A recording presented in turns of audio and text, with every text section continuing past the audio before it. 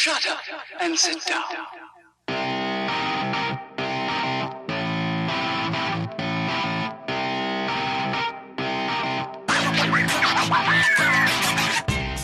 Hey, all you cool cats and kittens.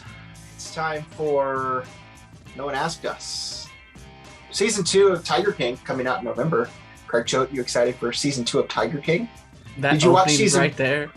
Did you? That opening right there is all the reason I need to drop you from this show. Did you not watch Season 1 of Tiger King? I did, but I don't need a Season 2. I don't either. I believe my exact tweet was, why though? Yes. He's Craig Choate. I'm Logan Lee. This is No One Asked Us. This is episode 33. Episode 33, the Scottie Pippen number. Larry Bird. 33. Larry Bird's 33. That's a good one too. Episode 33 of No One Asked Us. Follow us on Twitter at No One Asked Us Pod, at Craig W. Choate, at the Logan Lee. You can shoot us an email at noonaskedus2021@gmail.com. Don't forget, we probably will go long yet again. We've been averaging about an hour and a half every episode. Don't know how long this one's going to go. But chapters will be in the description. So if you want to hear us talk about one topic in particular and skip over something else, feel free to do that. I'm sure there are people on here that are listening solely for the fact that at some point I'm going to talk about Dear Evan Hansen. I have a lot of things to say, so you can probably skip ahead to that part too. Craig, how the hell are you? How was your weekend? You chose the right football game to go to. We'll talk about that a little later on, but how are you? Things good? Good. Yeah? Doing good, yeah. Yeah, had a good weekend with spent a little bit of time with the fam down in Southern Illinois. Not a whole lot, but yeah, I made a big triangle up to Champaign, down to Southern Illinois, and back over to Louisville. So good weekend. You really are a road warrior. Yeah. I mean, I feel like I'm on the road a lot, but you're on the road a ton. Yeah. I don't mind it. I don't, if I'm on the road, I almost have to be driving. I don't ride well in the car, especially in the back seats of cars. So like any road trip we go on, I'm driving and I don't mind it. I don't mind being on the road for 4 hours, 5 hours. Maybe that's from my 8 years of driving all over the states of Illinois, and I guess just the state of Illinois in TV. But yeah, I don't mind being on the road. You're back to traveling solo on most of these trips now, correct? Yeah. My weekend trips have been solo since July. Yeah. Well, So is it better? Do you like having the car to yourself to listen to all your podcasts? Or what do you listen to? What do you listen to in the car? Are you a podcast guy? Do you listen to No One Asked Us on Spotify or Apple Podcasts? No, I can't stand hearing myself. So no. The only reason I listen to us is to make sure we didn't mess anything up or I didn't edit the show wrong or something. It has to be the right podcast. I have to be very invested in the subject matter. A lot of times it's talk radio, fantasy, talk radio, MLB, something like that. Any kind of music, except when I'm tired. Like if I'm on the road and I'm tired, I have two go-tos: Hamilton and Disney Essentials. Those are my go-tos. If it's like 2 a.m. and I'm just getting back from somewhere, that's what I would go rock with. For anybody that's asking why Craig and I decided to start a show together, if we have anything in common, it is, that tells you right there. I mean, that's pretty much spot on. Yeah, I've done the same thing. When I'm in the car, when I'm tired, I definitely need to listen to something that I'm familiar with. I need something that I can probably either sing along to, or just a lot of the times, sometimes, if I'm with Allison, or even sometimes if I'm by myself, I like to listen to, new things or, softer music or something like that. But at that point, when I'm tired, if it's late at night or whatever, I have to listen to something that I know. Yeah. Like I can't, that is not the time for me to be visiting new things, because I'm the same way. So yeah, Yep. I definitely have a Disney playlist on mine as well. Hamilton's also in the mix. There's a few others, but yeah, that's very much the case for me as well. So let's see. I didn't really have much to talk about for my weekend other than a couple of movies that I saw that we will talk about as we get a little further on. Sports, we'll talk about that stuff too. I do have a shout out I need to give. Okay. We've had some shout outs before, but I need to give a shout out to a Pee Wee football team, Craig. Okay. This is not your T-ball team. This is a legit shout out to Coach Jeremy Dirt's Pee Wee football team in Clay County down near Terre Haute. He messaged me the other day, said he listens to the show, loves the show, and wanted me to shout out his Pee Wee football team as they're in their playoff run. So Okay. I want to give a shout out to Clay County football and Coach Dirth. Jeremy's a good guy from Danville, now living down there near Terre Haute in the Brazil area. So want to give a shout out to him. Love to hear back from listeners that are listening to the show. So, if you're out there, if you want to shout out, feel free. I have nothing else to talk about on this thing. So, I'll give you all whatever love you want, because we don't have sponsors. So hell yeah. Go make a run. Go make a run, playoff run, guys. Absolutely. So, all right. Let's talk about moments of the week before we get started with everything else. Craig, do you have a good moment of the week? So I really need to start writing these down, because I had one that I'm going to say here in a second. But just this afternoon, I was like, oh, okay, that's a good one. I need to, I'll have that one instead. And for the life of me, I cannot remember even remotely what that one is. I'm sure I'll think of it like 5 seconds after we stop recording. But did you ever want to be a football kicker? No. You can say no. Okay. No, I don't think so. No. If I ever did want to do that, or if I did do that, I would want to be Justin Tucker. Yeah. Because that dude, he hit a 66-yard field goal on Sunday. NFL record. I think I saw something that it's not the longest field goal ever. I think someone in college hit a 70-yarder at some point back in like the 70s. I don't remember who it was, but 66-yarder hit the crossbar, the bottom crossbar, and bounced in to beat Detroit. I mean, if it didn't already suck to be a Lions fan, first of all, why are you a Lions fan? Second, that's like the most miserable way to lose, because if you were watching the game, I don't know if you were or if anybody listening was. Not live, but I saw it later. The play before that, there was 7 seconds on the clock, and they had the ball on the 50 or wherever they had it, on the 48, whatever it was. And Lamar Jackson didn't get the snap off in time. The play clock was at 0 for at least 2 or 3 seconds, but they didn't call delay of game. And then he snapped it and threw the ball out of bounds just to waste some clock. And then they kicked the field goal. So if the refs call that delay of game, push them 5 yards back, they're not trying a 71-yard field goal. And Detroit probably wins. So little heartbreak for the Lions, but a 66-yarder. I don't know if we'll ever see that again. I think a long field goal like that might be the best play in football other than the Hail Mary. I would probably agree.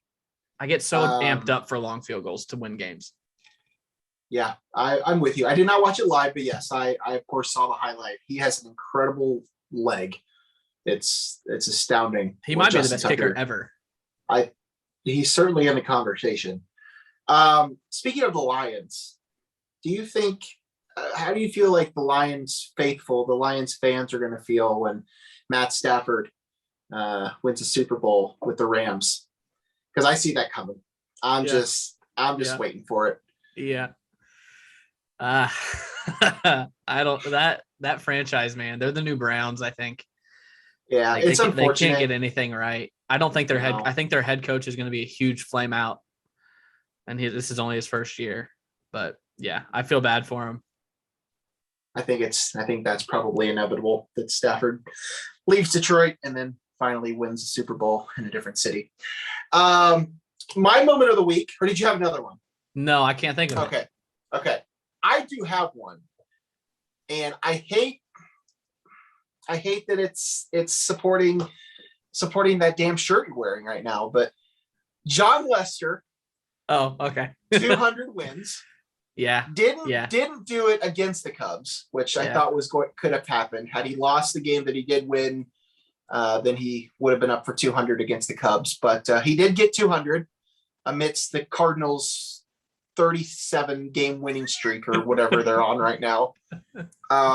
So kudos to John Lester. Long career, obviously, with the Red Sox, and spent some time with the A's, and then of course the Cubs, helping them win a World Series in 16.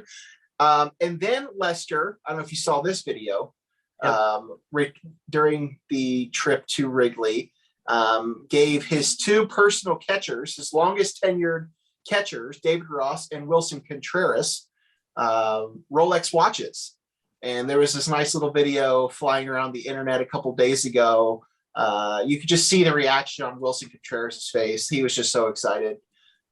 Just the amount of respect that, somebody like a John Lester showed to him. And, David Ross was his catcher, for however many years he was with the Red Sox. And then for the 1 year in Chicago, or 2 years in Chicago, whatever it was. And then when Rossi retired, he wanted Wilson, and Wilson caught nearly every single one of his starts after that. So that was a cool little video. I thought, just as I said, especially just Wilson's reaction, just to see that was, you could just tell there's just a lot of respect there.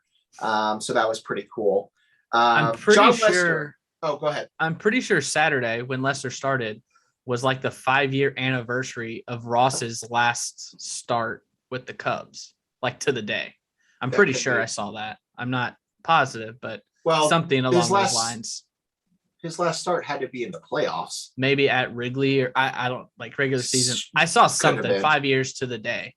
Could have been something like that. Maybe his last start. No. Yeah. He would have started the Lester games in the playoffs, but either way, that was pretty cool. John Lester, Hall of Famer. He's got the 200 wins. Got a couple, at least 2 World Series. I don't know how many World Series rings does he have. Well, maybe 3. He might have won 2 with the Red Sox. I think he might have. Has he won a Cy Young? I don't know if he won a Cy Young. I just kind of dawned on me as I'm sitting here talking about Lester. I hadn't really thought about asking this question ahead of time, so I didn't really do the research. But let me see if I can pull up his.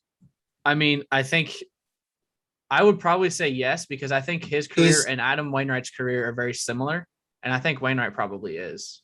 He is a 5-time All-Star. He won 3 World Series, and he was an NLCS MVP. But he was not a Cy Young. Let's see, somewhere on there it usually shows. I don't know. I'm not going to spend a lot of time looking into this, but that was just the question I wanted to ponder, because I think it's obviously worth something. He's obviously not a surefire Hall of Famer. That's a given, but 200 wins is certainly a milestone. It's certainly something to consider, and he's obviously at the back end of his career. I doubt that he plays much more after this season. He might try to go for another one, but I would say he has a better case than Wainwright, because Wainwright's only a 3-time All-Star, has 183 wins, and a top 3 Cy Young finish 4 times. No Cy Youngs, so he's probably got a better case. So I would say he is then. Yeah. Because I think Wainwright's right there. So I would say Lester is too. Yeah. Well, we'll talk more baseball here after a bit. I know. One more quick thing while we're talking on that. Oh, yeah. How weird is it to see Lester in a Cardinals uniform? I haven't watched a second of Cubs baseball in months, so. Okay. You've seen pictures though. Okay. Yes, it's weird. It's obviously super weird. It would have been more weird if he came from the Cubs directly to the Cardinals. Yeah, there was that Nationals layover. There was that time off, obviously.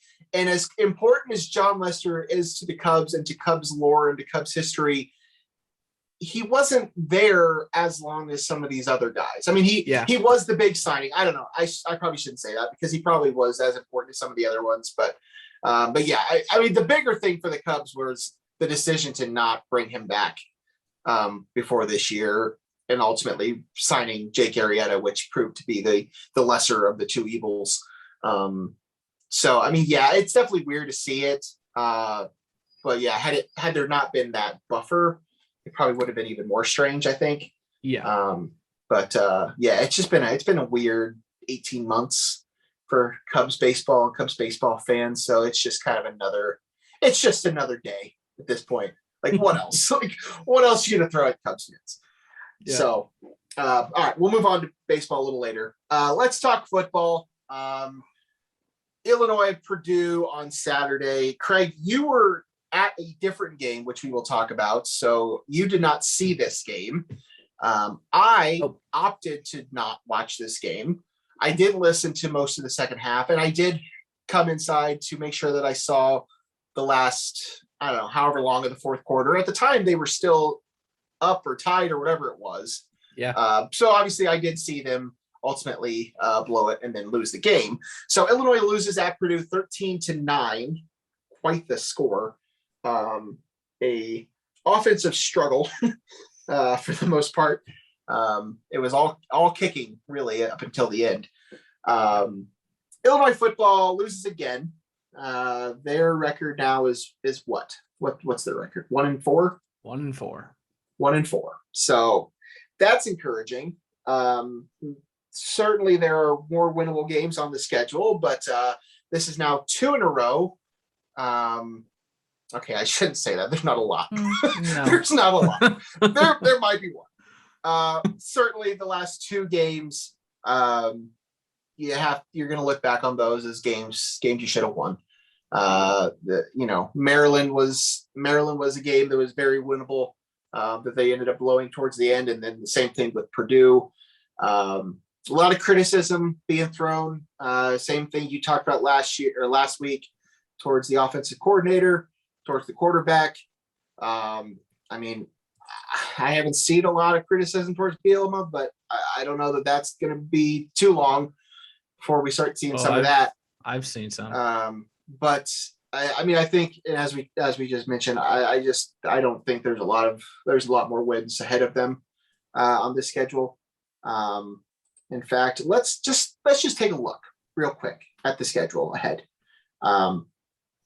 They do host Charlotte this coming week, which we will talk about. And I do want to talk about the game itself, but as we're mentioning this whole wins ahead, I'm just curious. Charlotte is coming up, so that could be a winnable game. And then you have Wisconsin and Penn State. Rutgers at home, probably not. I'm going to go with a no. Then you go to Minnesota, probably not. Then you go to Iowa, no. Then you host Northwestern. That is maybe a shot at a win. That's a maybe at this point. So I don't know. There's not a lot of possible wins out there at this point. So it's obviously discouraging, especially when you go the last 2 weeks, losing games by a total of 7 points in your last two games. So Craig, I know you didn't watch the game. Do you have any thoughts? Do you have things you want to talk about pertaining to Illinois football, pertaining to that game? What do you think? Where are you at? So like you said, did not watch live. I did go back and rewatch on the DVR the 4th down play that I'm going to talk about, and then the final drive that they potentially could have won the game on. You talked about going last week, though. When did you make the decision not to go? Like 5 minutes after we started recording? I was never going. I just thought, if I am going to go to a game, like that would probably be this is the one. Yeah, good choice. Good choice. So it's the same thing that I said last week. You're Illinois football. You have a chance to go on the road and pick up a Big Ten win. 4th and short in the fourth quarter. Leading by 3. You have nothing to lose. You're trying to build a winning culture here. Go win a game. Even if you don't get it, they went down and scored anyways. Same thing happened last week. You didn't get it. You decided to punt. They go down and score. If you don't get it on 4th, they go down and score. The results aren't any different. So my big thing is grow some balls. Like, we're not in 1990 anymore. Like, go get 2 yards. It's not rocket science. And I guarantee you, the players on the sideline and the fan base would be more than happy to see you go for it and not get it than the results that have happened the last 2 weeks. The fan base is upset over 2 losses because you didn't go for it on 4th down. Should be 4-1. Honestly, should be 4-1, but they're 1-4 because the last 2 weeks they've had no balls. You're Illinois. You have nothing to lose. No one expects you to win. So when you're in a position to potentially win, you got to take it. Go win the game. That's it. I thought we were getting a football coach when we hired Brett Bielema. I'm concerned that he doesn't have the head coaching in him. I'm not saying I'm not giving up. I am not giving up. Wow. Let me clarify that. I am not giving up. It's a hot take about a man that ran the Big Ten West. Hold on. I am not giving up on him. He just hasn't been a coach in 4 years. So maybe it's him relearning how this works. Maybe the game has changed that much in 4 years. I don't know. But I feel like that's not the same Brett Bielema that we saw at Wisconsin. I feel like that Brett Bielema is a guy that would go for it and try to step on someone's throat and go win a football game. No, I agree. That's what I'm saying. I'm not in any way, shape, or form giving up on Brett Bielema. I think he's a great hire and really could turn the program around. I'm just thinking he has said multiple times, I'm trying to get them to learn how to win. And the last 2 weeks, he's taken that opportunity away from them by not going and winning a football game. I agree. I'm not really sure why he's making these conservative play calls. Whoever's making these conservative play calls in these situations. No, I mean, you're right. In all matters. It's frustrating. Of course, because as we talked about, I just don't think there's a lot more wins out there on the schedule. So when you've had these opportunities to win these close games, and that's how it happens. And they haven't really taken advantage of those opportunities. Got a little ballsy, risked some things. They just kind of tried to play it safe and hope that the defense holds up, and that really hasn't happened. So, well, I mean, the defense has given up 33 total points the last 2 weeks. That's good enough to win a football game. Yeah, that's excellent for Illinois after giving up 42 to Virginia and 37 to UTSA. The defense has really turned it around. Like, kudos to them. But when you have the game in front of you, go get 2 yards. Last week it was 4th and 1. This week was 4th and 2. There's got to be something in there that you're confident enough to go get short yardage. That's all. No, you're absolutely right. Just to kind of touch on some of the highlights, though, we talked about him last week. Josh McCray. I mean, he's carrying the load for the offense. Stud. 24 carries, 156 yards. He's the real deal. Where are we at with the quarterback situation? I mean, are you still all in on Brandon Peters, or are we moving on, or is there another option somewhere? I mean, I don't think there's another option. I think it's Peters or Sitkowski. Excuse me. We've seen bits and pieces of Matt Robinson the last couple of years, and he's way worse than either of them. So don't trust him at all. Since I didn't watch Saturday, I'm not going to say too much because I didn't see how the game panned out. I know Peters' numbers weren't great. So I don't have much to say on the quarterback this week. I know Bielema said on Monday today that they're sticking with Brandon. And even if they weren't, he wouldn't say anything. But I think they'll stick with Brandon. But I'm not going to make a judgment call this week because I didn't watch the game. I agree. I think that's probably the route they go. So Illinois falls to 1-4 on the season. Next up, they have one more non-conference game as they host Charlotte this coming Saturday. Christian McCaffrey playing? Oh, wait, that's Carolina. No, Carolina. Yeah, sorry. We'll Bad talk joke. about the Carolina Panthers in a bit. I threw Logan way off right there. Charlotte's 3-1 on the season. They do have wins over Duke, Gardner-Webb, and Middle Tennessee State. That's about all the research I've done on Charlotte. More than me. They still the 49ers. Is that still a thing? Yes, they Okay, are. great. Glad to see they haven't changed that. Any predictions, any previews, anything we need to know before Charlotte? What time is that game, Craig? I think it's Are you noon gonna watch? Eastern. I think it's a noon Eastern kick on Big Ten Network. Will you be there, Craig? No, I'm not going to this one. Mm-hmm. I don't even know that I'll watch because I will be on the road again. I have a wedding back home this weekend, so I'll be driving. So I don't even know if I'll watch this. I might be on the road. Absolute road warrior. All right, so Illinois Charlotte this weekend. Illinois will hope to pick up win number 2 on the season. We will make a prediction for that a little later on. Let's talk about the rest of the Big Ten games this past weekend. Not a ton of surprises looking at the schedule and the results of the games. And we'll talk about the results, then we'll get to our picks after that. Just going to quickly run down the scores. The big loss for the Big Ten was Minnesota continuing to struggle, falling at home to Bowling Green, 14-10. Oof. Not much to say about that, but that's not pretty. Northwestern beat Ohio 35-6. Maryland beat Kent State 37-16. Indiana went to Western Kentucky and won by 2 points, 33-31. Ohio State throttled Akron 59-7. Penn State beat Villanova, who's ranked in the FCS number 7 in the country, 38-17. Iowa beat Colorado State by 10. Michigan State in 2 overtimes, I believe. Oh yeah. Beat Right. Nebraska 23-20.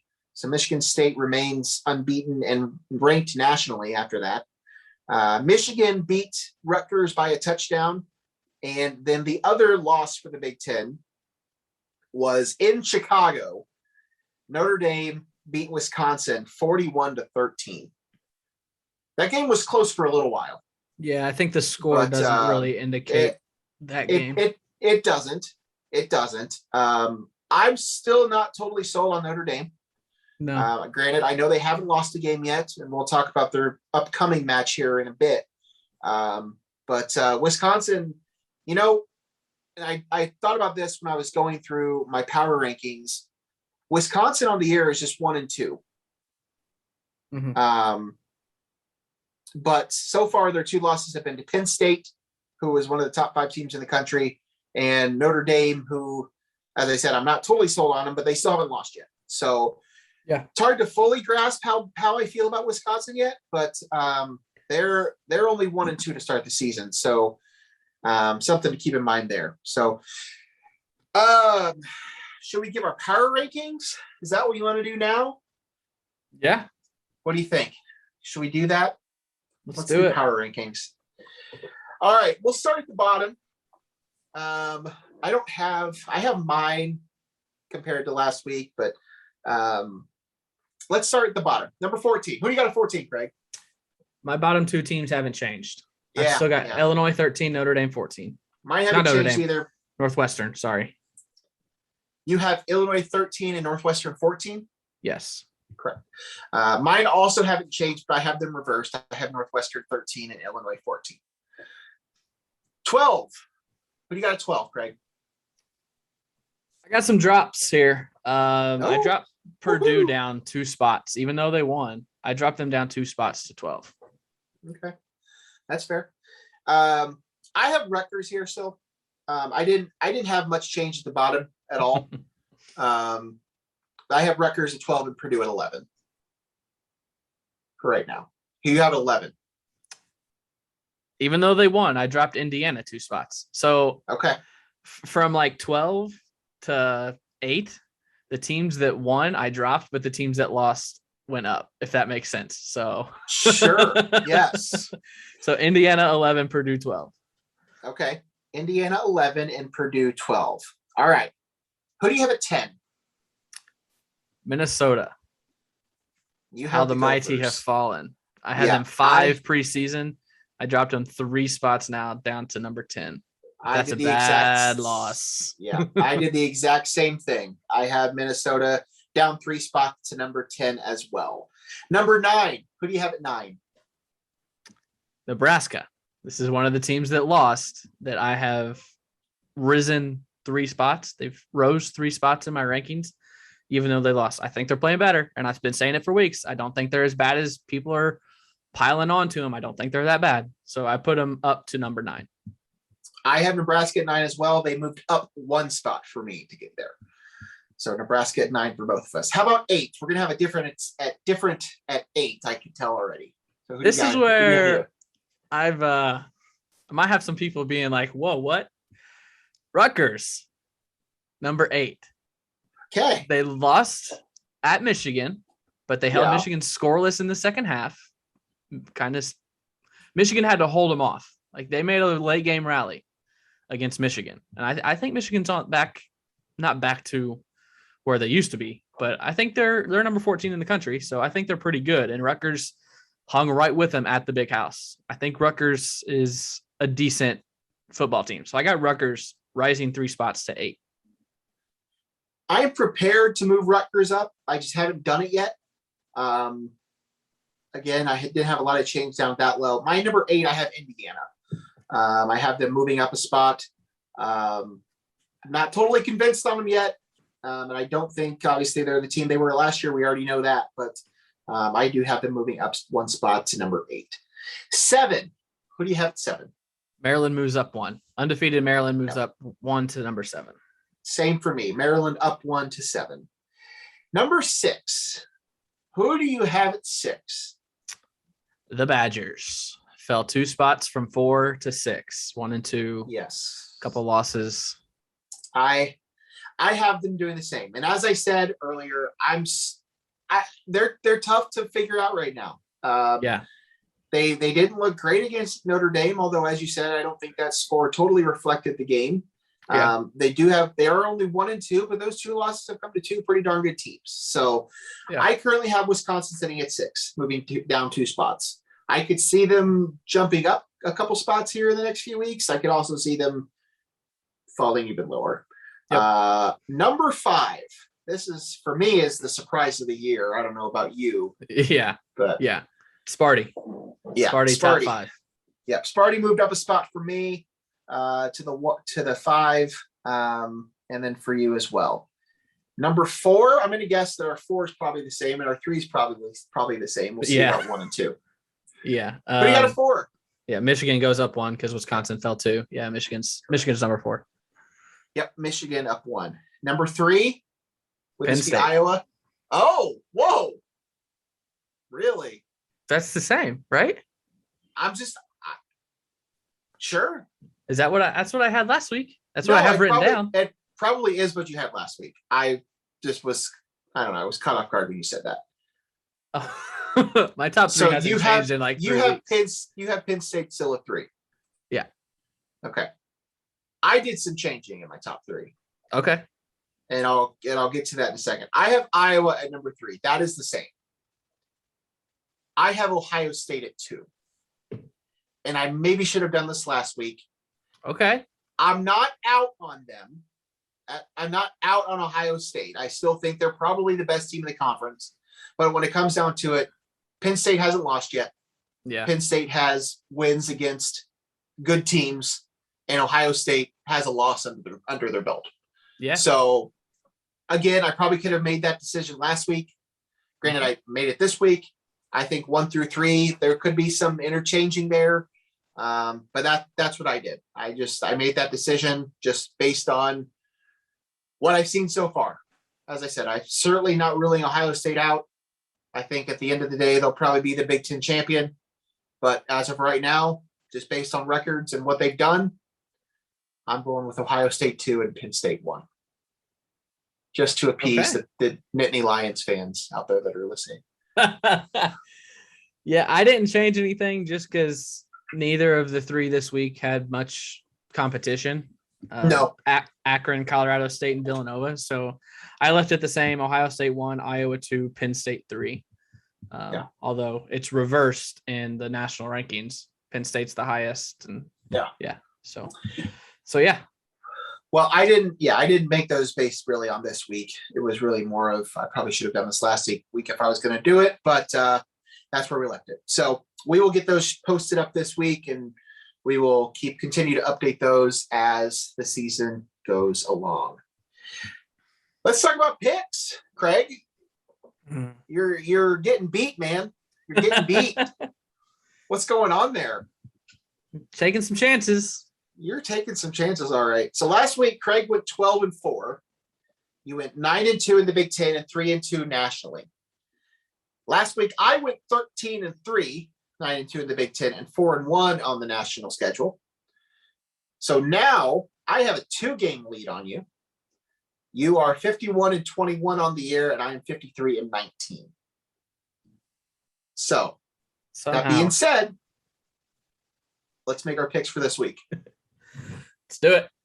Let's start on the national schedule. First off, with the Southern Illinois Salukis. Craig, we didn't talk about this. Yeah. This is where you were last week. It was. Excuse me. Let me just give you my standpoint. Okay. At one point, I knew you were there, and I saw you were there. And at one point, I wasn't watching the game. I looked at the score. I saw they were down at halftime. And I almost texted you, and I said, wow, that's a good game to go to. Mm-hmm. And then I saw the final score, and I almost texted you again. And I said, wow. Almost said, wow, picked a good game to go to. So talk about it. Talk about your experience visiting the campus of Southern Illinois University Carbondale before we get into picks this week. Yeah. At halftime, I was ready to be disappointed at the end of the game. SIU they didn't look like a team that I've watched for the last year and a half, 2 years. Down 10-0 against a pretty average to below average Illinois State team. And I was like, of course, the game I come to, this happens. I'm a black cat. Like every team that I like sucks. Football team that I like sucks. And then Illinois State comes out and they score the first touchdown of the second half. I don't know if you realize that, if you were just looking at the scores. So it was 17-0. And I remember leaning over and telling mom, I was like, I have a bad feeling about this. And this was at halftime. This was before they went up 17-0. I was like, I have a bad feeling about this. And then there was a series of events. I don't remember how it happened. I know there was SIU got a long kick return that got called back. Then they just kind of started mounting drives and getting stops and finally broke through. But I was ready to be so disappointed. It was that the Michael Scott gif. I'm ready to be disappointed again or something like that. I can't remember the exact verbiage, but I was like, I haven't been here in 8 years and they're finally good. Top 10 team in the country. And the game I come to, they're going to freaking lose to the rival that everyone hates, but they didn't. So it turned out being really good. Rattled off 35 unanswered points. Yeah. 35 unanswered points. Uh-huh. Did you wear your Jeremy Chin jersey? No, as they introduced him, I was like, I should have wore my Chin jersey. I don't know why I didn't. I just wore an SIU shirt, but I should have wore my Chin jersey because he was there. Did you go down to get your picture taken with him like the kids from CZR did? No. If I would have saw him, I would have said hi and stuff. I don't know. I probably would have taken a picture. I'm not above that, but yeah, it was fun. It was good to be back. It was a quick trip. I left right after the game to come back here, so didn't get to do any sightseeing. I did drive by Pinch Penny Pub, still standing. IP. Yeah. Did you at least go to Quattro's or did you? No, wanted to go to Quattro's, but on a game day and all that stuff. And I don't know the seating arrangement, like outdoor seating or anything. So No, we just did a quick drive through on the way down there and went to the game, and parents came back to Pinckneyville and I came to Louisville. Well, I'm glad you got to experience that. Yeah. That's my Go last, Dogs. I think it's my last football road trip of the year. You're not going to go to Champaign at all? I don't think so. I don't have any Yeah? plans to. Yeah. Going to sell those tickets? Yep. Oh, boy. All right. Let's do our picks now. Southern goes to Western Illinois. Southern is now 3-1. They're ranked number 7 in the FCS. Western Illinois is 1-3. Are the Dogs winning on the road? What do you say, Craig Schote? Yes, they are. Yes. They're moving to 4-1. I agree. Go Southern, go. All right. Craig's Louisville Cardinals. They go to Wake Forest. This game is a 12:30 game. Wake Forest is ranked now 23 in the country. They are 4-0 after beating Virginia. Yeah. Was it Virginia last week? Game Yeah. that I got right, that Craig did not. Yeah. Yeah. Go Deacons. Craig, are you taking your Cardinals or are you taking the Deacons at home? I don't know what it is, but I just can't buy Wake Forest as a football program or a basketball program. They just kind of suck all around. So I'm going to go with Louisville. They're a 6.5 road underdog, but I'm going to go with the Cardinals. Okay. All right. That's fair. I'm going to take Wake Forest. I'm going to take them at home. I'm not totally buying into them, but I think 2 weeks in a row you picked them. Well, maybe I'm their lucky charm. Or maybe they're my lucky charm. They're magically delicious. UCLA, they're ranked nationally as well. They're number 20 in the country. They're 3-1, and they host Arizona State, who's also 3-1. UCLA or Arizona State? Great job. This one's tough. I like both of these teams. Do you? I liked Arizona State preseason, and then after watching a couple UCLA games early, I liked them. I should have pulled this up. Looking at the spread here. I would say UCLA is a favorite. Yeah, UCLA is a 3-point favorite. It's at UCLA. I should have had these ready before, but I just wrote them down and didn't do any research. Give me UCLA. I'm going to rock the home team on this one. I'm going to take UCLA as well. Not really a big rhyme or reason, but I think they're a pretty decent football team this year. I'm going to take them there. Baylor goes to Oklahoma State. Baylor's 4-0 and ranked 21 in the country. Oklahoma State also 4-0 and ranked 19 in the country. So this is a top 25 matchup on ESPN2 Saturday night. Craig, are you taking Baylor or Oklahoma State? Battle of the future powers of the Big 12 conference. Of the Big 12, yeah. Hey, don't forget BYU and Houston and UCF. And Cincinnati. I mean, this is kind of a surprise matchup. I don't think anybody expected these two teams to be top 25 teams at this point. I don't think I can name you a single player on either team. Nope.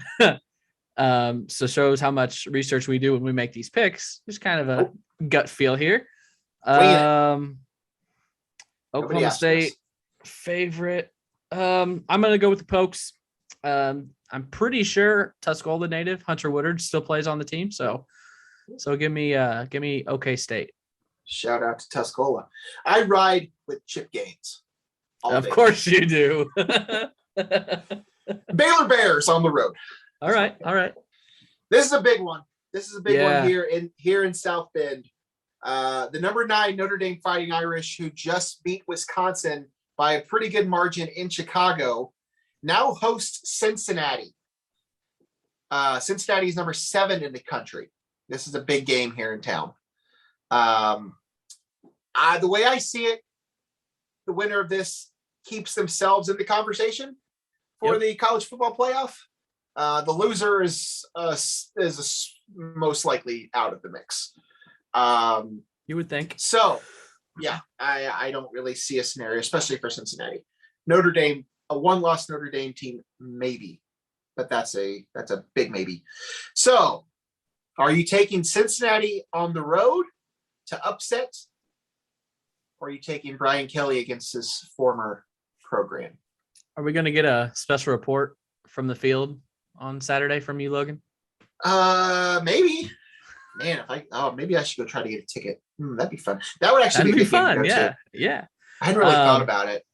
I might go check that out this weekend. We'll have to see. Yeah, I would. I totally would if I were you. You haven't been to Notre Dame game yet, have you? Football game? No. Tickets aren't exactly easy to come by. Yeah, that's true. That's true. I mean, don't get me wrong. I do know people, but this isn't Louisville.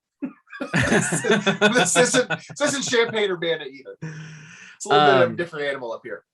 This is another one of those games where the team Notre Dame's playing is coming off a bye, like you said a couple weeks ago.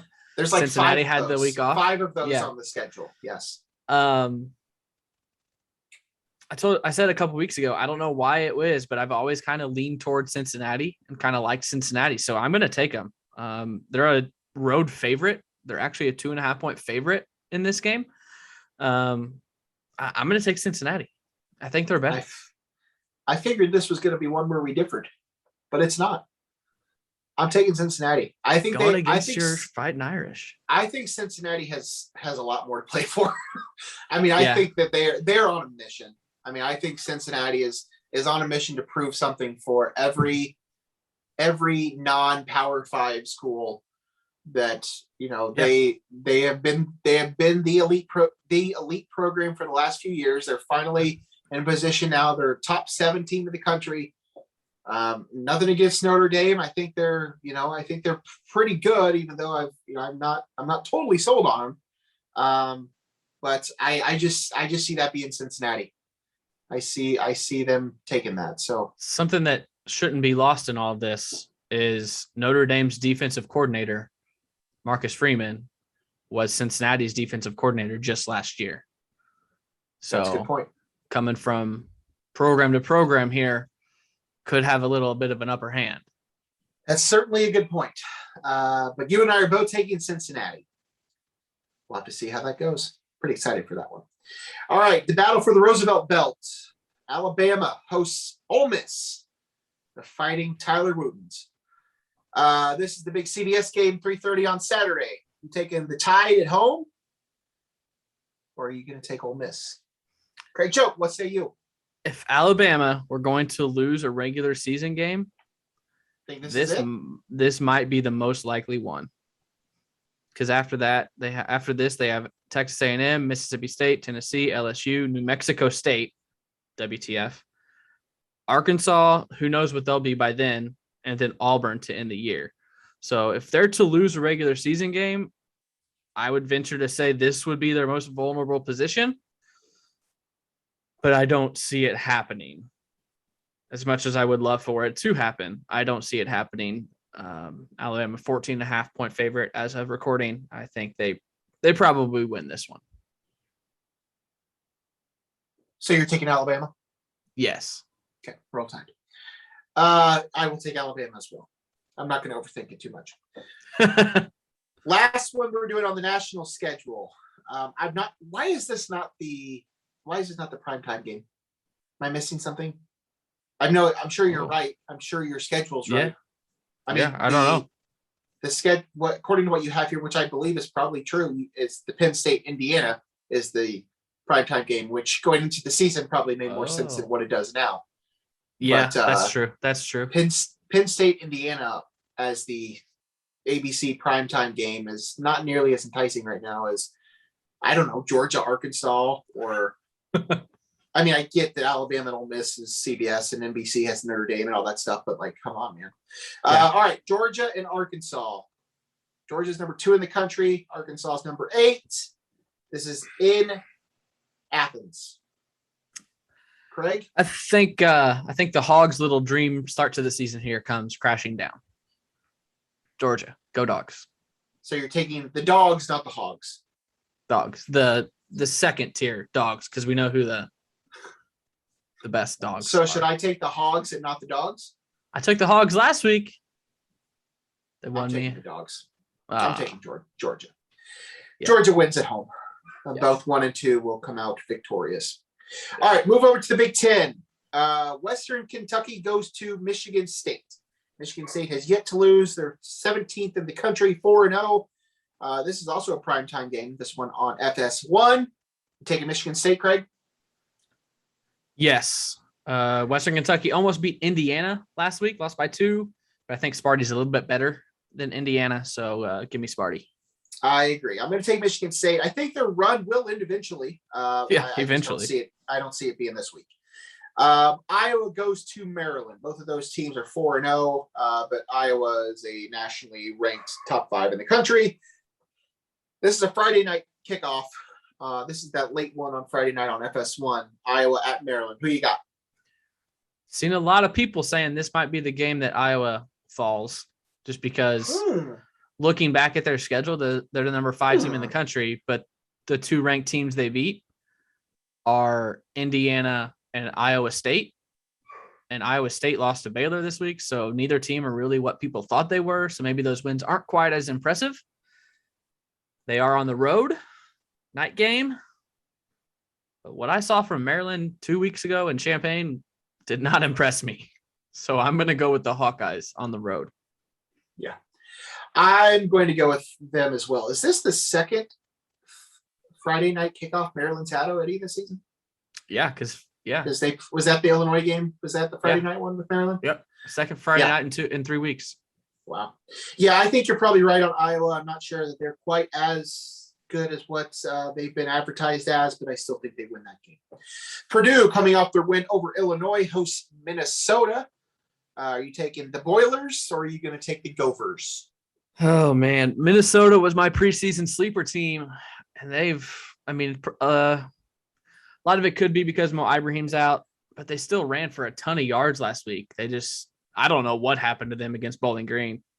A lot of it could depend on David Bell's status for Purdue. I know he didn't play against Illinois, but I don't know if he'll be back for this one or not. I'm really at a toss-up for this. But I guess Purdue is riding a little bit of momentum. So I'll go with the Boilermakers, but I'm not confident in it. I will take Purdue as well.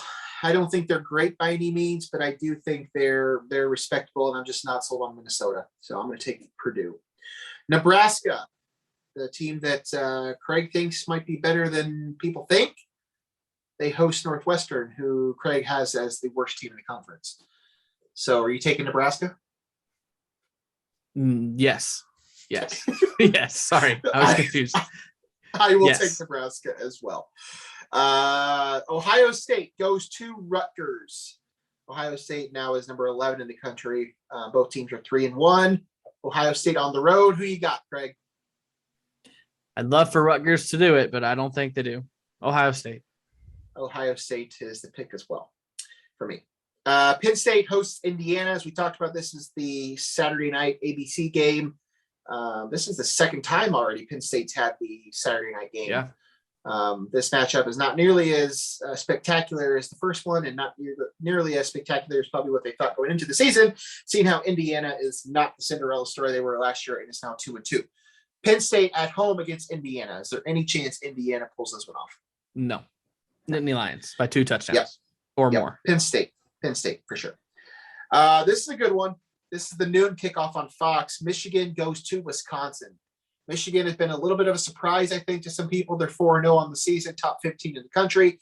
Wisconsin been a little bit of a surprise too. I don't think they've been quite as good as people thought. But as we already talked about a couple times, their 2 losses have been to already ranked teams. So does that trend continue? Does Wisconsin lose again to another ranked team, or do they finally pull one off? This one's tough. Both programs seem to be turning things the opposite direction of what they have been the last 10 years. Michigan's kind of been down, but now they're starting to look up, and Wisconsin's been up and they're really starting to look down. Wisconsin's going to turn it on eventually, don't you think? Yeah. And I mean, I was really high on Michigan, but before last week, where they barely beat Rutgers, who I think Rutgers is good, but I still think it's a Rutgers team that Michigan should beat by 2-3 scores, and they didn't. So I'm going to go I'm going to go with Wisconsin. I think they right the ship here, and at home, I think they beat Michigan. I I agree. I think Michigan does have a good season ahead of them. I think they are going to bounce back here. But I think this is a game that Wisconsin knows they have to win. Are you just picking every game like I am so you can keep your two-game No! lead? No! These have been highlighted. I have given these all thought. We haven't picked everyone the same. We've had different ones, right? A couple are different. Okay. Well, I mean, I'm sorry. Jesus.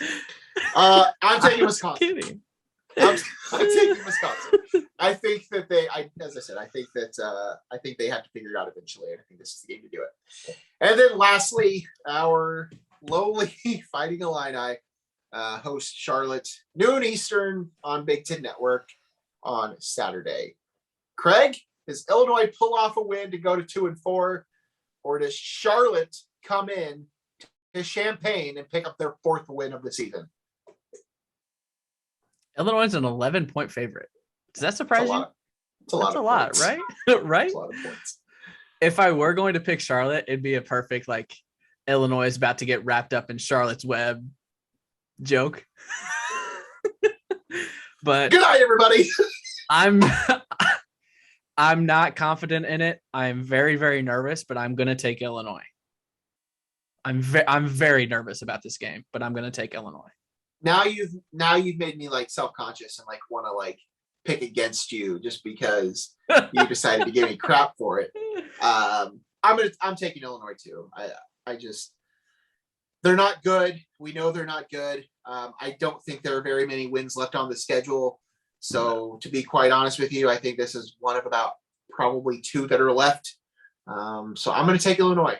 As you said, I'm also not confident about it, but that's what I'm going to do. So there you have it. We will get those out, and we'll see how we do next week. See if I can hold my 2-game lead over Craig, or if he can close the gap, or potentially even overtake me. But as many times as I pick the same as him, he's probably not going to overtake me. So that's at least something. All right, let's move on from college football. We've talked about that for way too long. Craig, you want to talk about baseball? I don't really have anything to say, but I'm sure that you, being wearing the shirt that you are, having the banner that you have hanging behind you during this current stretch of time, I figured you probably have some things you want to talk about. Am I right? I don't have anything Have you watched the Cardinals? Have you decided that? Have you wanted to jinx it and go on? I know you tweeted about this, so go on, tell your story. Yeah, I mean, I don't have anything prepared. I just mentioned, Cardinals are on a 16-game win streak, the longest since I think the 50s, the franchise's longest ever. I don't think anyone saw this coming.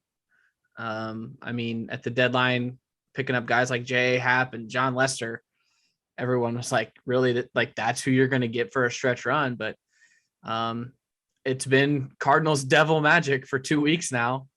The tweet that Logan was talking about, they were the YouTube game of the week had to have been Wednesday. I think those are normally on Wednesday. It was at Milwaukee. It was afternoon game, work day. So I'm sitting at my computer. I was like, okay, I'll turn it on. I haven't turned on the start of a Cardinals game. Cardinals haven't been appointment television in months. I haven't cared to start watching games, but I was like, it's on YouTube. I'll turn it on. First inning, Adam Wainwright gives up a grand slam. I was like, all right, I'm turning this off. I'm done. I'll keep up with the score, but I'm not watching. They came back and won that game. And then this weekend in Chicago, I think they were losing maybe every game. They were down late innings, and they came back and won every game. It's just, I don't have much to say other than this. It's incredible. The magic number is down to 1 to clinch the second wild card spot, which, I mean, it's inevitable at this point because the Reds or Phillies inevitably will lose. Cardinals could lose out the rest of the year and still get the wild card spot. It's just incredible. I don't know how they're doing it. I don't understand it, but it's weird not watching it though, because I haven't watched it. I'm not watching the games. So I don't know what's going on. I keep getting these score updates. Tyler O'Neill home run. Edmundo Sosa double. The score's 2. Harrison Bader scored on a sacrifice fly from second in the Milwaukee series. I mean, they're doing it in these crazy ways. It's just, I don't know. I don't know how I'm going to look back on this season 15 years from now. It's going to be weird. At what point do you actually start watching Playoffs. So I'll watch the wild card game. You're not afraid to watch the wild card game and jinx it when they get smacked around by the Dodgers and Walker Buehler one hits them or something? Or I mean, if the Dodgers go on and win the NL West, I'm much more comfortable facing the Giants than I am the Dodgers. So I'm rooting for the Dodgers to win every game from here on out. I heard somebody, I might have been on a Cubs podcast I was listening to. Maybe you can confirm or deny this. Sounds like the Cardinals might be scheduling it out so that John Lester is the wild card pitcher of the wild card game. Does that make sense to you? No, I don't see how you don't give Wainwright the ball in that situation. That's what somebody had said. I don't know if I haven't looked into that to verify that, but no, I think once they clinch, they'll set it up to give Wainwright the ball on the wild card. Jack Flaherty is back from injury. Dakota Hudson has been out for the year. He had Tommy John last year, so he came back during the Cubs series. I think he threw like 60-something pitches, so he could be like he could get a start and go like 5 innings maybe, and then maybe throw Jack Flaherty in for 1 or 2. So, I mean, things are falling into place, but I mean, if you're facing the Dodgers in a wild card, I'm not getting my hopes up for that whatsoever if they don't win the NL West. No, the Dodgers are loaded. I might start watching once they clinch. Once they clinch their spot and they have that second wild card, I might start watching. But on Saturdays, I'm going to watch college football. On Sundays, I'm going to watch NFL. Thursday night, I'm going to watch NFL. Actually, this Thursday, I'm going to the game. I'm going to Cincinnati this Thursday for Bengals Jaguars. This is where you can wear your Joe Burrow jersey. Yeah. So yeah, I'll start watching soon, but it's just been fun to get these these updates that the Cardinals are down 6-2. And the next thing I know, they're up 8-6. I'm like, what the hell? So I'm happy for you, I guess. I'm happy for Cardinals fans. They haven't been quite as intolerable, but because I think it's mostly because it's kind of shocked everybody. So yeah. It also, I mean, the Cubs have been out of it since freaking June. So whatever. Real quickly, would you like to weigh in on the discourse of the AL MVP conversation? It's Shohei Ohtani's. I mean, I looked at the Vegas odds and it's not even close. Like Vegas has Ohtani at minus 2,500 odds, and Vladdy is like plus 400. So if you know anything about gambling numbers, that is not even close. Like Shohei has run away with it. And I saw what Mike Trout said. Did you see what Mike Trout said? I don't think so, no. Something about how Vlad's numbers and Shohei's numbers at the plate look very similar. You know, Vlad's having a great year, but Trout was like, I've never seen Vlad pitch. Mm-hmm. So, I mean, that's a whole nother component that. Oh, absolutely. I don't, if he doesn't win, if Shohei Ohtani is not the AL MVP, baseball has a bigger problem than any of us thought. Yeah. No, I don't think there's any chance it's not him. And I mean, it's an unfortunate thing for Vladdy because he is having that incredible of a season. And, you know, most times that's a MVP caliber season. But in this case, you know, if Ohtani wasn't pitching, it probably is. Sure. It is Vladdy. I mean, it is Vladdy. I mean, Ohtani would certainly be in the conversation, but it's Vladdy probably runaway. But for Ohtani to not only be hitting like he is, but also to be, I mean, he's not a Cy Young caliber pitcher by any means, but I mean, he's certainly having a really good year on the mound too. So could you imagine if he ever does that, wins MVP and Cy Young? I mean, I guess pitchers have won MVP before. Yeah, you can do that, but that would just be that's astounding.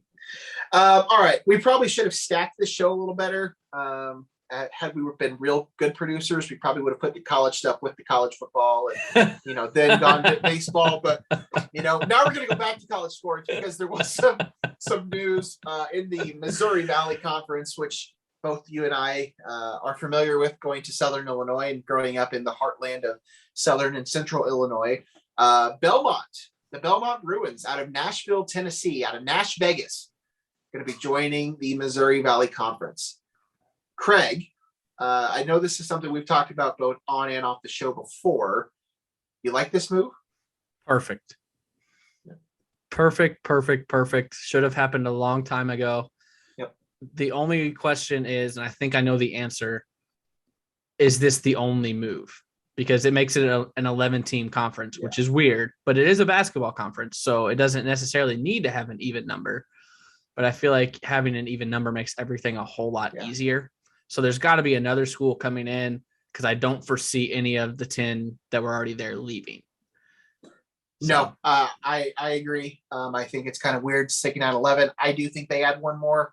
I think there's one obvious one out there geographically that makes sense. Yes. But I do know the Valley really likes the idea of getting into new markets. And as great of a basketball school as they are, Murray State's not exactly a new market. Yeah. But the problem is that the Ohio Valley is falling apart. So Murray State is about as good of a program as that conference really has at this point. So I think Murray State probably makes the most sense. I know obviously the Valley would love to have SLU. That's not happening. I don't really know where else they would go to get the bigger markets. They've already gotten to Chicago. Now they're going to be in Nashville.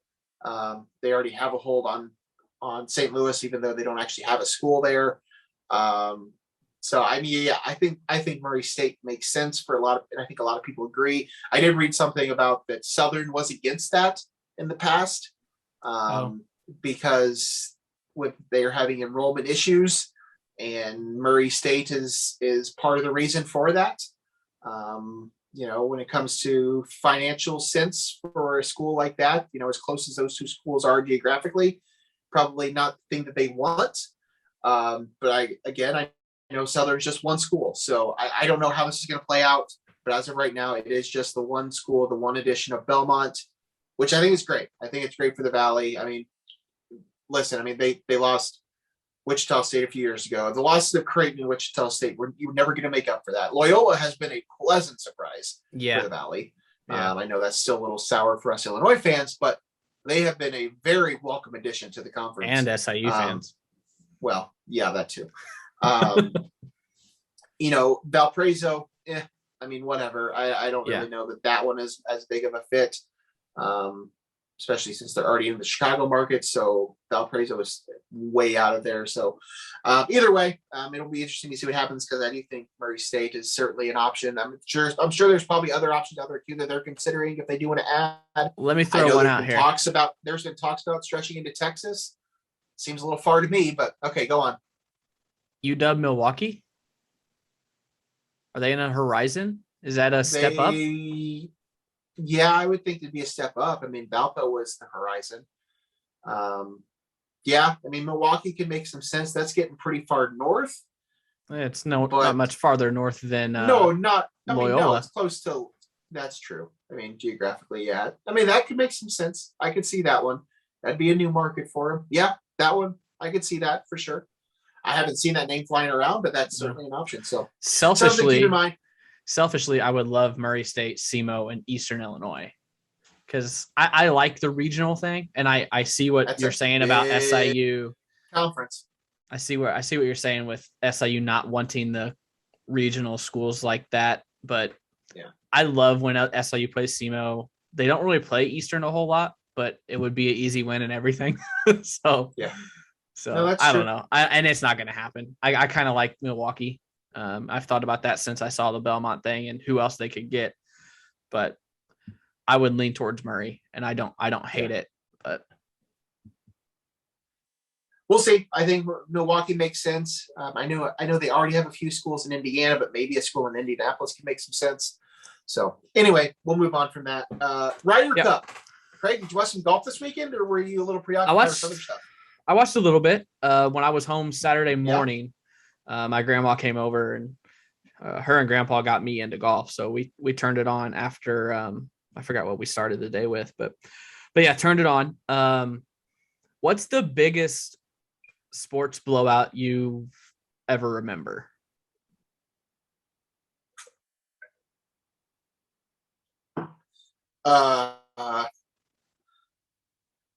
You put me on the spot with this one.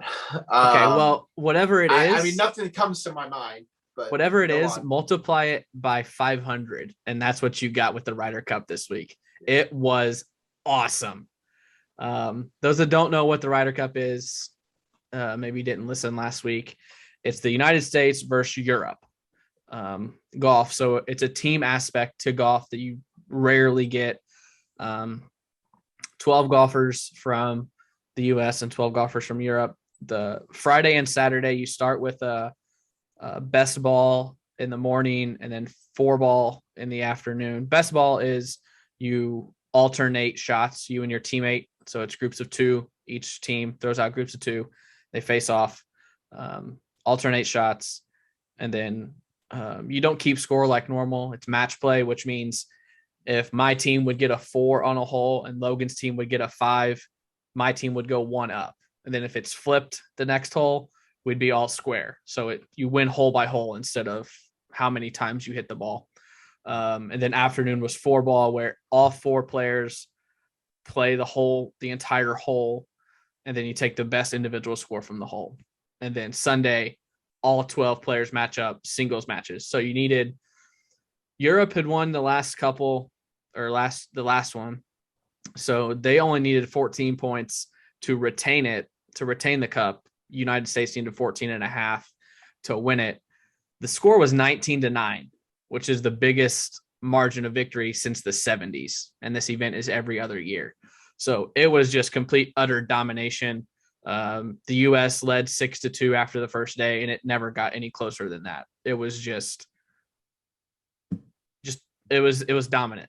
And it's something that the U.S. hasn't done in a long time. Like I said, they've only won it twice this century. Since 2000, the United States has only won this event twice, and it's every other year. So it was good to see, because Steve Stricker, former Illini alum, was the captain of the U.S. team. He got emotional after it in the press conference, saying he never won a major individually, so he considered this his major. I think he's probably one of the best golfers ever not to win a major.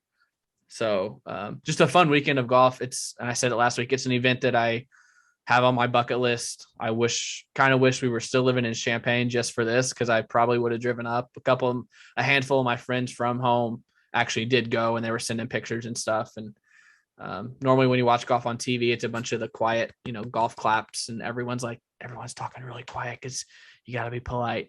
This is completely opposite. Like, they were screaming in the grandstands and running around the course. It was amazing. It was so much fun.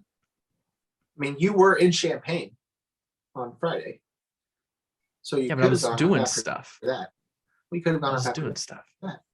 That's a lot. But then the drive back to Louisville would have been absolutely miserable. Whatever, you're making up excuses. I didn't see much of it, and frankly, I didn't see much of it on Twitter. But I'm realizing the reason as to why is because there was no drama or anything. So no. I did see the US won, but that's honestly about as much as I knew. So yeah, go Team America. Let's move on to some. I'm gonna wait on that. I'm gonna do TV first. Okay. I'm gonna end. We're gonna close with the. We're gonna close with it. You're such a tease. You're just teasing our listeners right now. I am a tease, and the longer we go, the less. I don't know. I have so much to say and so little time. Let's talk about some TV first. Some reality TV. I know this is Craig's big time to shine. Let's start with Big Brother. Damn. Whoa. Whoa. Did not see that coming. Thursday night. Thursday night. I did not see the show live. I had gone to the movie earlier, so didn't see it till later. And I didn't see anything on Twitter. I was pretty sure Kylie was going to go home.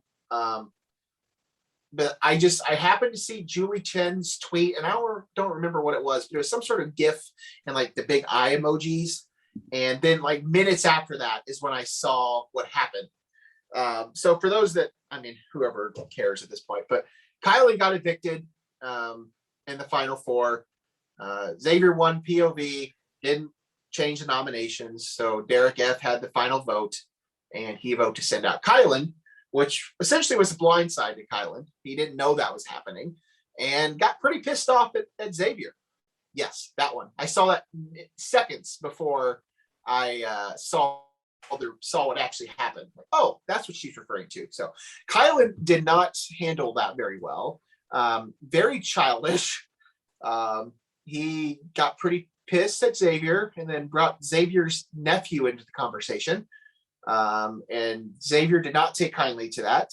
And I applaud Xavier for standing his ground and not doing anything at that point to result in him also having to leave the house. But Kylan didn't want to leave. Everything short of them having to send in people to physically remove him. I mean, he was whining and crying and wailing his arms the whole time. I don't know that he didn't want to leave. I think he just wanted an answer from Xavier. No, that's true. Yeah, he felt very betrayed by Xavier. And I mean, I get it. I mean, Xavier and Kylan did have a final two, but we've heard from Xavier countless times that was not really his final two. He would have stuck to that if the situation was what it was. But, Xavier made the right choice. I think that Xavier, at that point, Kylan was his only true competition left. Now, I still think there's certainly a scenario out there where Xavier does not win this. But Kylan, being the physical competitor that he is, was certainly a big hurdle. So I think Xavier made the right choice. Kylan is now out. He's part of the jury. So we have final three now. It's just Xavier, Derek F, and Azza. And then we did see in Sunday's show, Xavier did win the first part of the HOH. So Azza and Derek F will battle in round 2. And the winner of that will take on Xavier live on Wednesday night to figure out who's going to be in the final 2. As I said, I don't think it's as likely, but I'm a little worried. Because the third part will just be a trivia competition. And if Azza or Derek, whoever it is, beats Xavier, if they're smart, they send him home. They send him to jury. If they're smart. Azza will. I don't know if Derek would. So we'll just have to see what happens. That's kind of my take on the whole thing. You have any thoughts? Same thoughts I had last week. If Azza and Derek are the final two, I'm never watching the show again. Yeah, that's going to be a really disappointing final two. And, and they've both kind of grown on me a little bit, but I still don't really think that either of them, especially Azza, really deserve to win this thing. I think Derek has done enough from a social standpoint to justify something. I'm not saying that he deserves to win. I think there were several other people in that house that deserve to win. Most of them members of his own alliance. But when I'm comparing him and Azza, at that point, it's pretty clear to me that it should be Derek. But Azza, as much as she hasn't done, I think she has grown on me a little bit. So that's kind of where I stand. I agree with you. If that's the final two, it's going to be very disappointing. Because I think Xavier, I think Tiffany, I think Hannah, I think Derek X, I think Claire, I think Kylan, plus whoever else more probably had a better case to win this game than either of those two. I mean, is there anything that Big Brother can do to fix that, or is that just the way the game is? No, it's just the way the game is. I mean, I think it's just a matter of, that's part of it. And you can win the game multiple ways. I mean, you can be a physical threat, you can be a social threat, you can be a puppet master kind of player.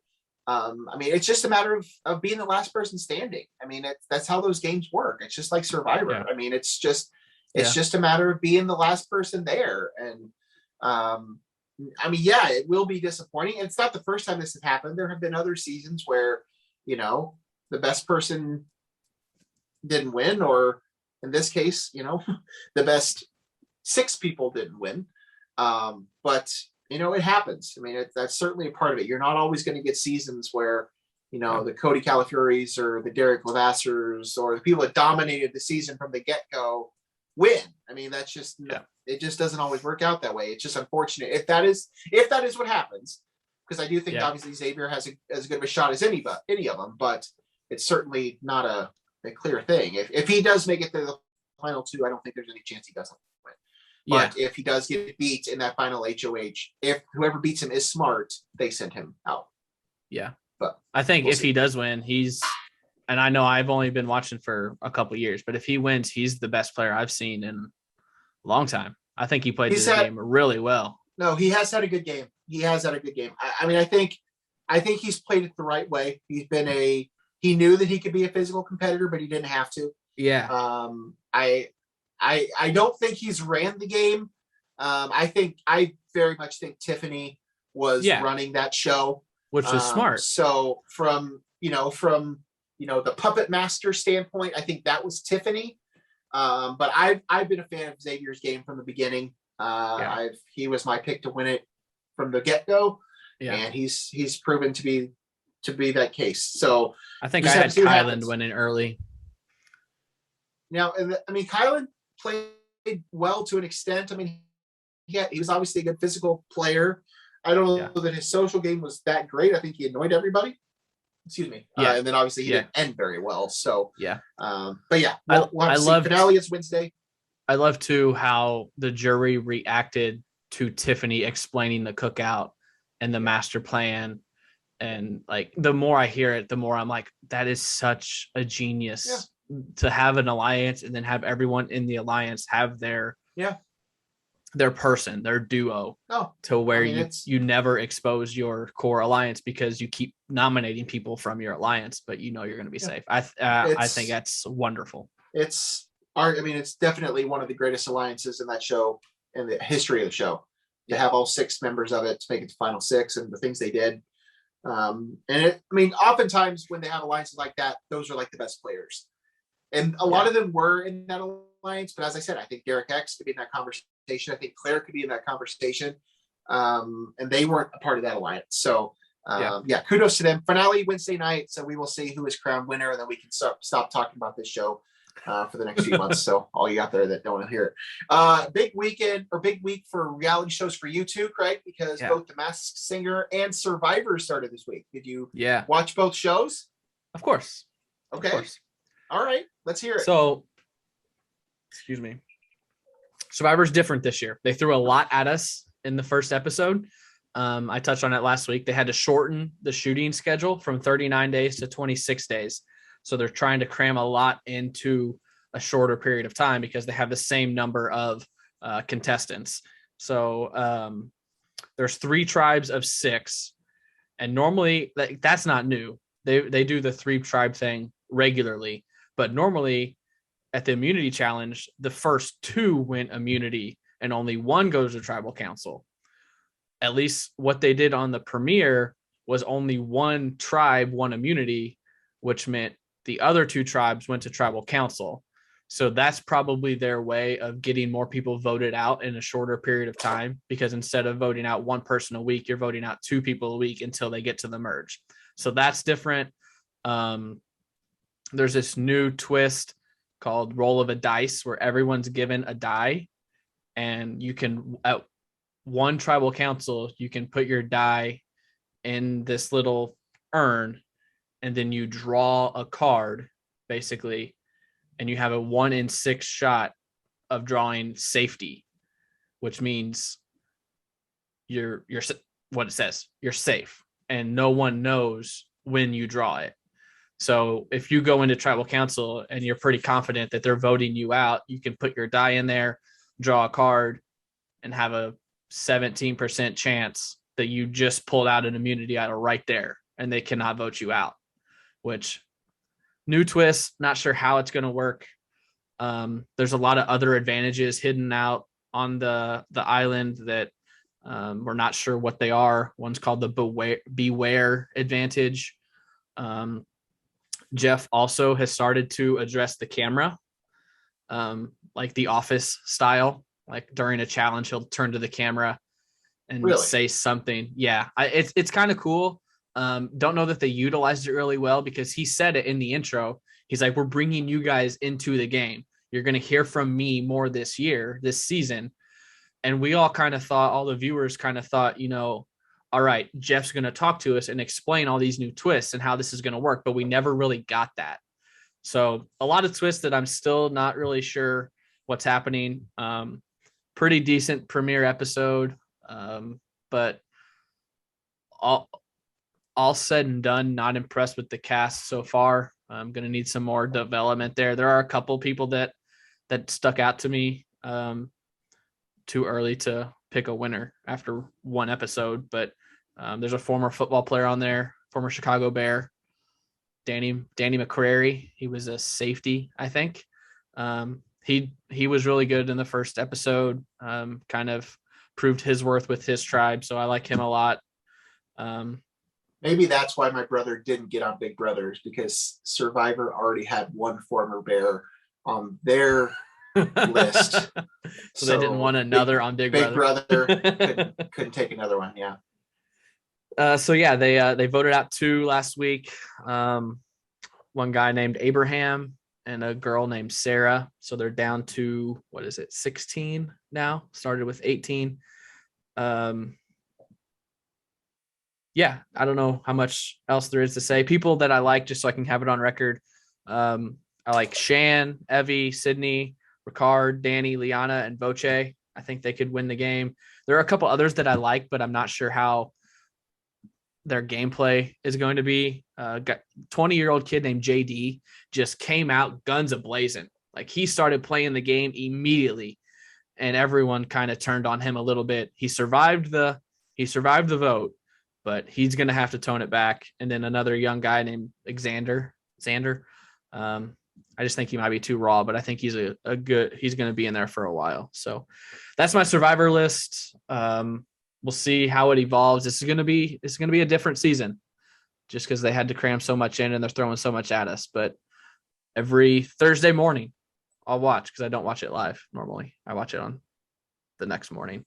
So yeah. Masked Singer. You have nothing to add to Survivor. How is my review? Nothing.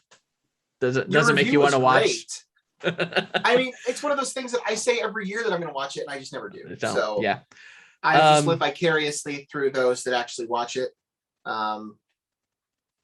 Survivor is a great show. It's been running for a long time. So I'm glad that you have comfort in Survivor. It makes me happy. That one thing JD said, he was born after Survivor premiered.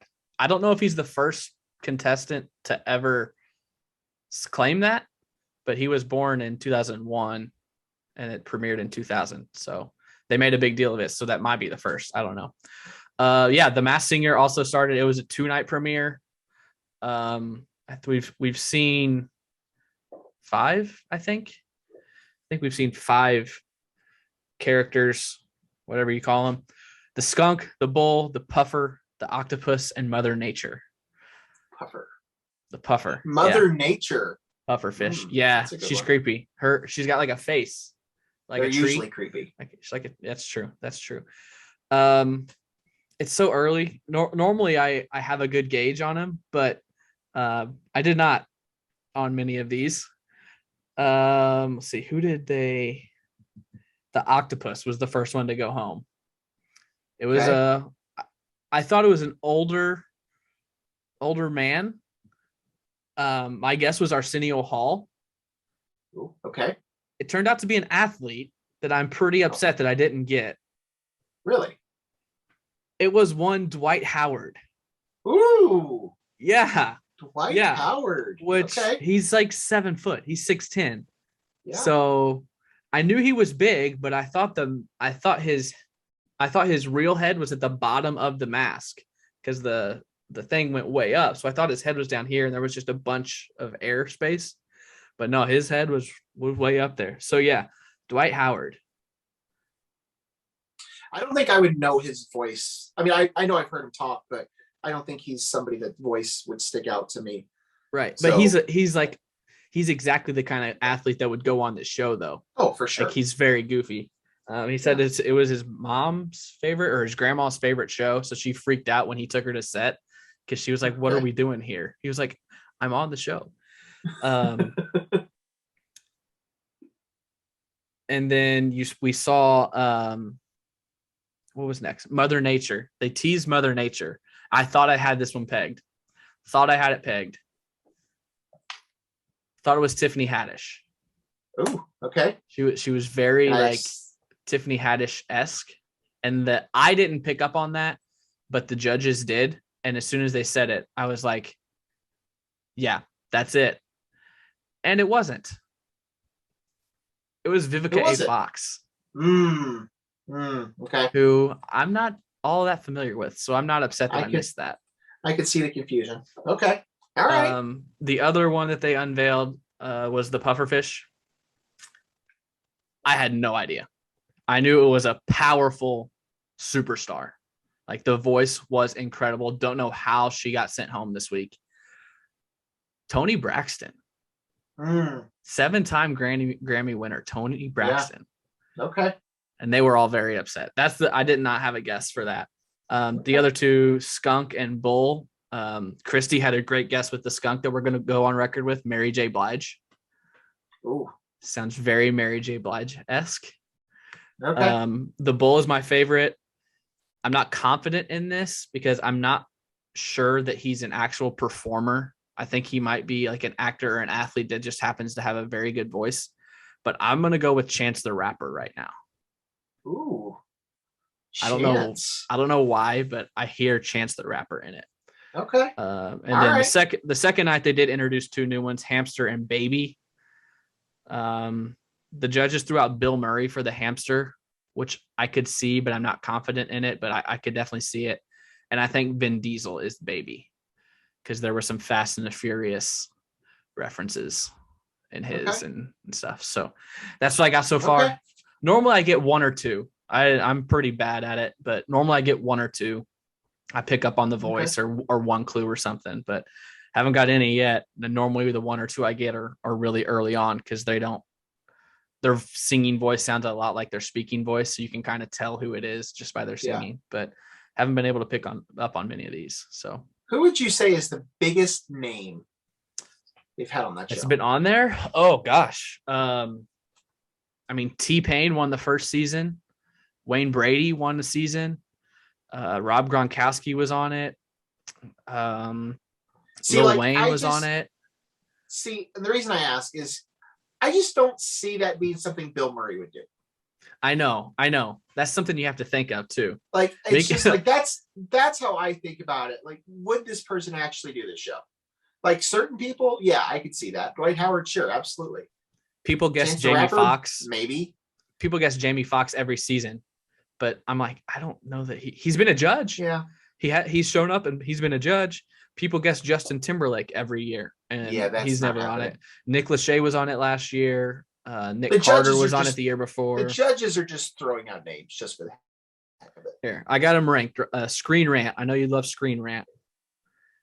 The biggest star that they ranked on it was T-Pain season 1, Lil Wayne season 2, Drew Carey season 3, Antonio Brown season 1. I forgot about that. Yeah, Bill Murray would be like LaToya Jackson, Mickey Rourke, Bob Saget. Kermit the Frog needs to be on that list. Kermit the Frog's the biggest name they've ever had on that show. I mean, honestly, yes, but no, please no more of that. Yeah, that was dumb. I agree. All right, let's get to Dear Logan Lee. Yeah, I'm just gonna sit back. I'm just gonna sit back and let you go. Are you gonna watch this movie? Yeah, eventually for sure. Unless you just rip it apart and tell me not to. Well, all right. Here's the thing. And I'm not gonna sit here and try to spoil this movie, although I think it's pretty well documented that the story. I know the plot. The plot for this movie is out there. I mean, it's been a Broadway musical for the last 5 years. So I'm not gonna spoil anything, but it's out there. So yeah, Dear Evan Hansen came out on Thursday. I was very excited about this movie. Probably a little too naively excited about this movie, but it's mostly just because I really enjoy the musical a lot. It's the first musical I ever saw on a Broadway stage. And I've seen other touring shows in Chicago and Indy and St. Louis and South Bend and all that stuff. But that was the first time I've ever seen a show on Broadway. And instantly fell in love with it. I mean, I had been listening to the music prior to that. But to this day, right there, it's probably more so than Hamilton. The music is playing in my car all the time. So been a huge fan of this show from the moment I found out about it. So obviously I was very excited when they announced that they're going to do a movie of this. And then they announced names like Amy Adams and Julianne Moore and Caitlin Dever are going to be in this movie. Nick Dodani, who most people probably don't know, but if you saw the TV show Atypical, which is on Netflix, which I really recommend, Nick Dodani is in that. So yeah, I was very excited about this movie. As I said, first show I ever saw on Broadway.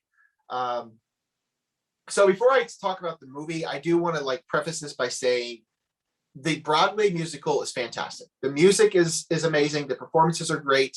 The story is, it is what it is. It's controversial. The story is dark. It lacks some realism, lacks some resolve. There's some issues with lack of accountability with some characters towards the end of this thing. So it's a very controversial story to begin with, but the musical itself on Broadway won plenty of Tony Awards. Ben Platt won awards for his performances. The music won all sorts of awards. I believe it still won Tonys for its story. But let's just preface that by saying that the story itself is controversial for this show before the movie even came out. So now, of course, people are seeing this movie and they're thinking like, oh my God, this is actually a thing. Like this is a real successful Broadway musical. This is the story we're getting. Like this is like, there's some issues here, which is true. And I will talk about that.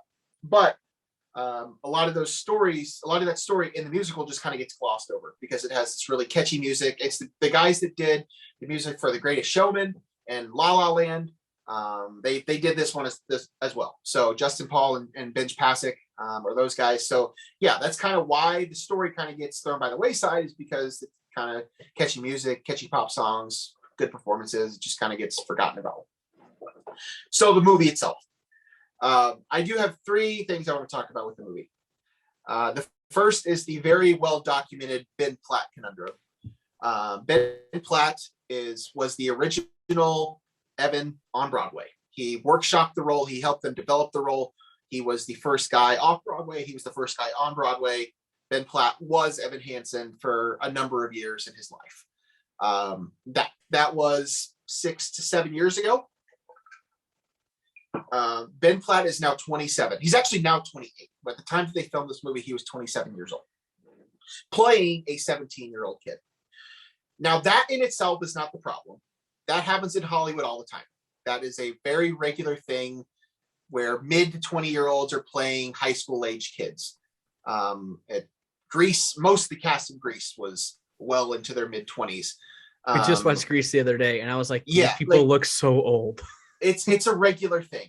I think I was looking at the 13 Reasons Why, the show on Netflix. I believe one of those characters is our age. I mean, and they're playing high school kids. So yeah. This is a regular thing. So that wasn't my issue. The problem, though, is that due to decisions made by Ben Platt himself, probably made by the director, Stephen Chbosky, whoever, they made him look even older than he actually is. He's already a 27-year-old trying to play a 17-year-old, but at times he looks 36, 37 years old. Like, it's just, I think part of it too is he was giving his Broadway performance. And part of the reason why, there's a lot of reasons why, stage to screen adaptations rarely ever work. Let's just get that out there now. Like, these just don't ever really work. But he was giving his stage performance. And when you're giving a stage performance, you're performing for people that are at minimum 10 feet away from you. You're also performing for people that are in the way back of this auditorium, up in the balconies. I mean, when you're doing a movie, you're getting a lot of up close and personal shots. And the way that he was doing some of his mannerisms, it just didn't work. He looked even older at times. Not all the time. I could overlook it at times. It wasn't as big of an issue for me all the time, but there were certainly moments in the movie where I thought, wow, this looks bad. So that's the big thing with Ben. Now, the unfortunate thing about him is that he's an incredibly talented singer and performer. He obviously won numerous awards for his, role in the original show. He's been on The Book of Mormon was his other big thing on Broadway.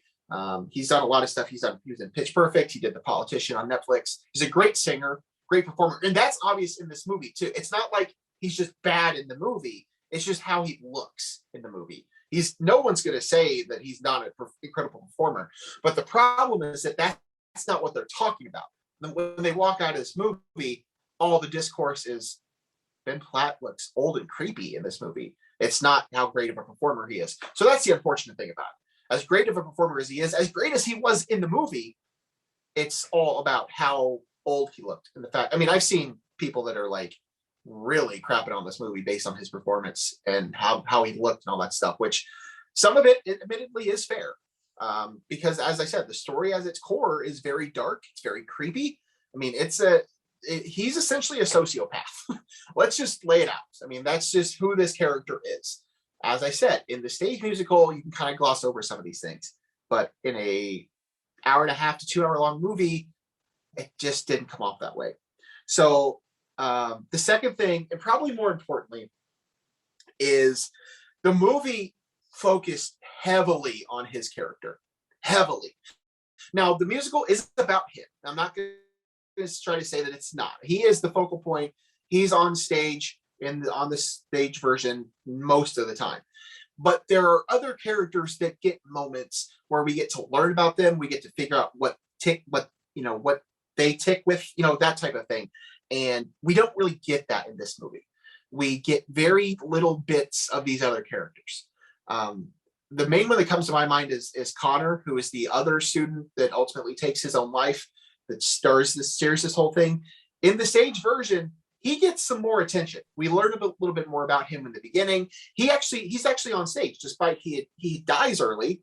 He comes back. I mean, he does scenes with Evan, as like Evan's making some of this stuff up, but we just don't get that in this movie. We get the one song that he does come back for. That's it. So there was just a lot of that, which is just unfortunate. But again, that's just part of this whole stage to screen stuff that just never really works. And the other thing too that I want to talk about is I read an article, Ashley Lee, who writes for the LA Times, brought this up. It's a really good point.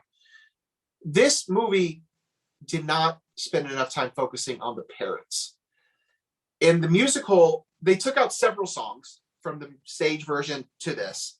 But there are 3 songs in particular that they took out that are sang by and performed by the parents in this show that really steer the narrative and tell you a little bit more about them and, what makes them tick.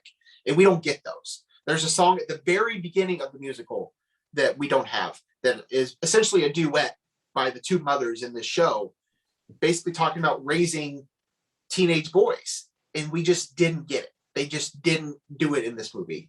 And I can understand skipping some of these songs, but there's 2 more after that are just I think they're very important for making this story about more than just this one character. And part of the reason why this was so successful on Broadway is because parents really felt this movie was very impactful, or this show was very impactful for them about their relationships with their kids. They would take their kids to this show and really feel something with it. And by taking those 3 songs out of this movie, you don't get that.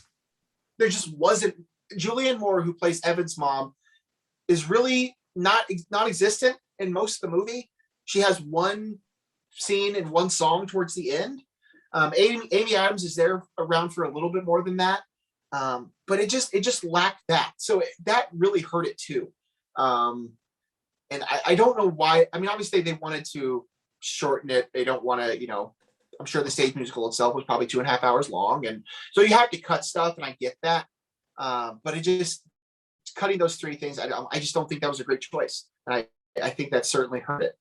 And then the last thing is, I just don't think they should have done this to begin with. I really don't. They went on record by saying, we're doing this with Ben Platt or we're not doing it at all. I can respect that when they wanted to start doing this. And I mean, there's a lot of factors. Ben Platt's dad was a very successful producer in Hollywood and theater, was the producer on this movie. Not going to say that was a factor into whether or not Ben was actually in this movie or not, but it's something to at least mention. But they said they weren't going to make this movie without him, and that's fine. But with that comes a lot of choices you have to make, and I just don't think it really worked. These stage to screen movies don't really hardly ever work out very well. This one, their heart was in the right place, but I see the word misfire being thrown around a lot. And I think that's probably true. I just think this was a giant misfire. They had an opportunity. I think it's a great story. I think it is problematic and I think it is controversial, but I think it's a great story that they just didn't tell very well. And it's just really unfortunate because I think now people are going to be discouraged to see people that might have seen the musical probably won't now, just because this movie is not very good. So the musical doesn't have the same holes that the movie does. No, it does, but the fact that they have it's stretched out more. There's more songs. No, that's part of it too. By the end of the musical, there's not a lot of accountability.